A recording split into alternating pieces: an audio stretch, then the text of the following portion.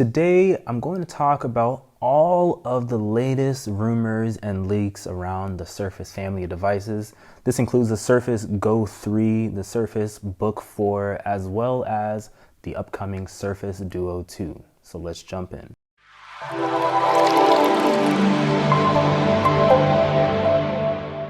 So starting with the Surface Duo 2, we have leaks about the processor, Snapdragon 888, which is the latest processor out there, and it's going to be a flagship processor this time. It's also going to have 8 gigabytes of RAM, which is pretty much to be expected. Now, this is a comparison to this original Surface Duo 6 gigabytes of RAM, and if you know me and you watched the Surface Duo Chronicles that I did in the past, you know I always wanted it to have more RAM just because it's powering 2 screens, and more screens means more memory usage. So I hope that this in fact is what we get. Now, talking with the triple camera array, I've written it here.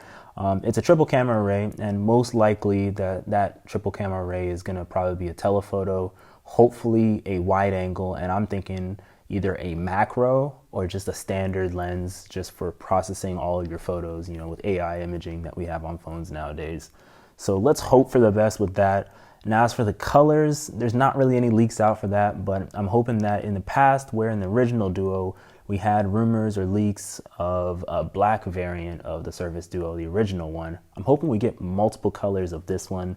You know, my previous videos way back last year, I wanted Surface Duos that have the same colors as the Surface laptops and devices out there, the Surface Pro, so that people can stylize and match, mix and match, and they can create their own style with the Surface family of devices. Next up, we have the Surface Go 3, and the Surface Go 3, there's not too much that we got leaked out from it, but this happened literally, I believe it was today or yesterday as of recording this video.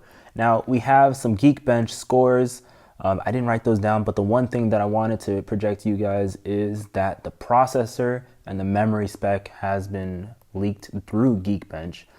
Basically, it's going to be a dual-core Intel Pentium Gold 6500Y with 4 gigabytes of RAM for one spec or one configuration, and then we're going to have a quad-core Intel Core i3 10100Y CPU as well. So this is a comparison to the Core M3 CPU that came on the higher spec version of the Surface Go 2 of the previous year.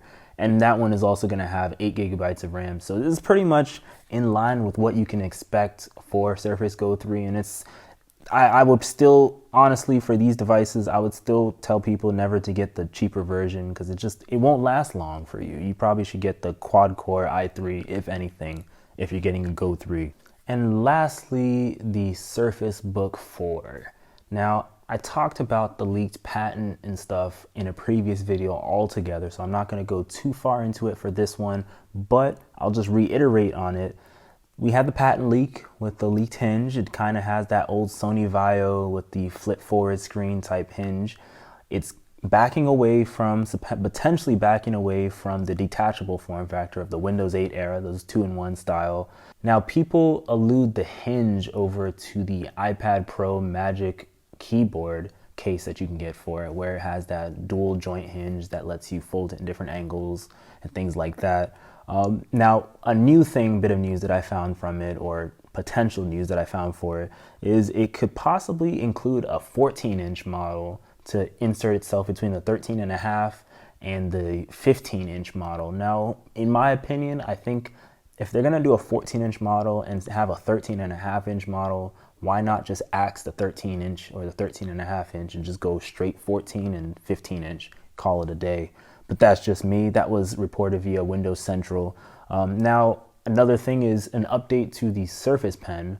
The Surface Pen in the Windows 11 event, they had drivers coming out to support haptic feedback stylus pens. So assuming that if Microsoft is announcing this thing, and this is their personal device, their flagship device to showcase Windows 11 at launch, you would think it would have the latest features that Windows 11 includes, such as that haptic Surface Pen.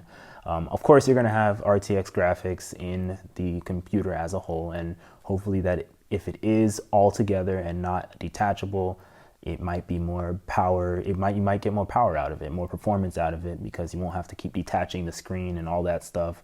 And then also variable refresh rate, high refresh rate monitor on the device as a whole. People are seeing 90 hertz to 120 hertz or 144 hertz. So let's hope for the best for that. But for the most part, that's so far what we've gotten for all of the news for the fall hardware launch, if we do get hardware this year. Now, there's still some like tiny rumors around about Surface Pro 8 that I'm sure everybody's been trying to think about. When is that coming? It's been years in the making. Hasn't been redesigned really since Surface Pro 5. So let's hope for the best for that. I'll bring you that news as more news of that comes out. But for now, those are the three things we're seeing so far for the next generation of the Surface lineup coming from Microsoft. Let me know what you guys think in the comment section below, and I'll catch you guys later. Take care.